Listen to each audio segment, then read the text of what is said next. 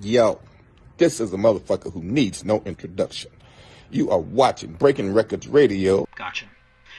When the album finally ended up coming out, Natural, or The Natural, the majority of the production was handled by Irv Gotti and Buckwild. There were some other producers on there as well, but I think Buckwild had a few joints on there, then Irv had a few joints on there as well.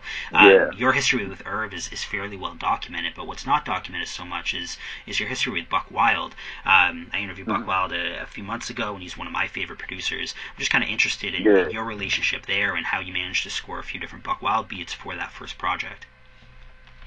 It was, I can't remember exactly how we met or who introduced us, but the minute we met, it was just like, you sometimes will meet people where you're like, oh man, I could chill with this person all day. And that's how it was when I met Buck. And I was a very big fan of his production for Oaceys that he had did, with Step Into the Ozone and some of the records he did for Oaceys. And so that to me was just like a no-brainer. And then once he did start playing the beats and once we did start working, the chemistry we had was like remarkable. It never felt like work. It always felt like you're working with an old friend.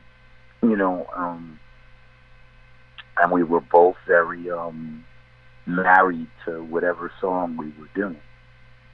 So it was just awesome. It was just the thing to do. All roads pointed to, yo, you're on to something, keep working, and we did. Yeah. We always, I think I would always enjoy the fact that Buck's beats could bring things out of me that his beats could. And he enjoyed watching me develop and bring those things out of me that no one else could. And like I said, it was just the chemistry that we have. So it just took place and it just went, and that was it. That's it. Yeah, as a DJ and as an MC as well, kind of handling both roles, I think you could have ended up fitting in nicely with like the DITC crew as well, because that was kind of their whole thing, right? You had multiple duties for each member, let it be Diamond D or OC or whoever, right?